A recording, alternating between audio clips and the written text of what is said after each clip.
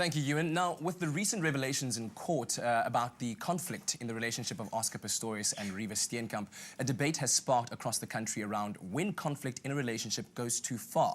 What is healthy? What is not healthy when it comes to fighting? Now, we posed that question to you on Facebook and received over 150 responses, with most people admitting to fighting in varying degrees in their relationships. Now, some of the comments that we got, one coming from Vishal Creel Suleiman, says, every couple has their moments of arguing, but there's a difference between arguing and accidentally saying, I hate you, or I don't ever want to see you again, and using words that, like, I'm scared of you. That's creepy. That comes from Vishal Suleiman. Another comment coming from Mareka Paxton says, hi, yes, me and my partner fight, and sometimes it's very intense. All depends what the fight is about. You sometimes send messages of anger, and no, I feel you can't judge by the messages. Sometimes you don't even mean what you say in those messages. So here to help us maybe unravel and understand that a bit is relationship expert and couples therapist, Dr. Eve. Thank you very much for coming in. Of course, a very, very debatable topic when it comes to this, because we've all been, well, most of us have been in a relationship. We know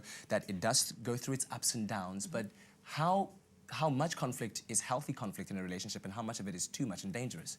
We use a test almost to be able to say, out of 5 incidences that you have with your couple, 5 exchanges that you have with your partner, how many of those are conflictual and are negative and are painful for you?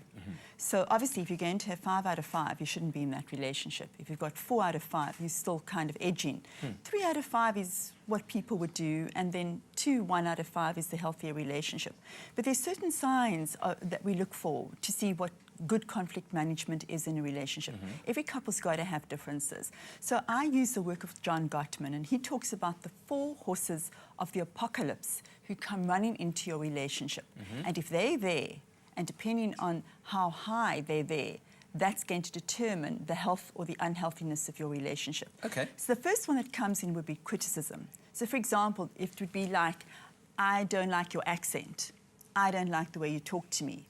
I think that you really are, really always fighting with me or always against me. Those things would be criticism of your partner, and the partner would really feel uncomfortable with that, being criticized on a constant basis. Then the next horseman jumps in, which is contempt, which would be, you really are ugly, you really fat, you really are always flirting with other people, you really irritate me a whole lot. That is putting a person down. That's being contemptuous towards them. And then you know that the conflict is getting to a place which is kind of dangerous. Then we get the third horseman that gallops in, which is called defensiveness, where the other person is always saying, well, but I promise you I didn't. But I really didn't flirt. But I promise you I didn't talk to the other guy, or I didn't spend time with my ex. When you become defensive and you begin to feel uncomfortable in your relationship, like your back is up against a wall, that's a real warning sign to you that this relationship is not really healthy for you. And then you go, the 4th horseman gallops in, and he's called stonewalling.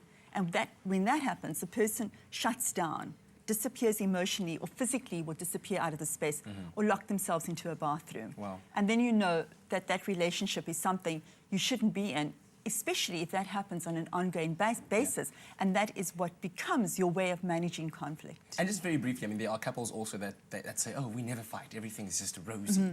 Is that normal? They disturb me. Do they disturb you? They disturb me because that means that you're not really expressing an opinion.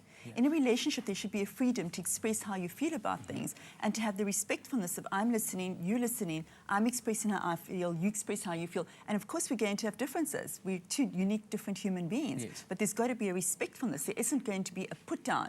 Well, you always say that, or you're stupid, or you know, there it goes into the contemptuousness and putting down again.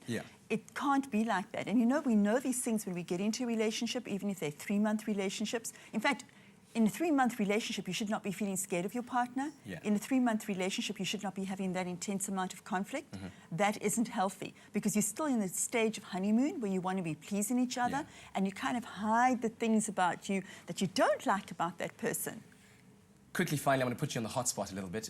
We posed this question to our viewers on Facebook, asking, can one judge the status of a relationship based on selected text messages, as was given as evidence in the trial? Yeah, for me as a therapist, I really can see a lot of things that are not being said, even though it was taken out of context. Yeah. There's some red flags that definitely will come through in text messages, and I do believe that you can tell a lot about a relationship in that way. Dr. Eve, thank you very much. We really Thank you appreciate for your time having and your me. insights. Yeah. Relationship expert and couples therapist, Dr. Eve, giving us her insights on what is healthy conflict and what is unhealthy or dangerous conflict in a relationship. Hopefully that gave you some insights at home. Stay tuned. Lots more to come on your Feel Good Breakfast Show.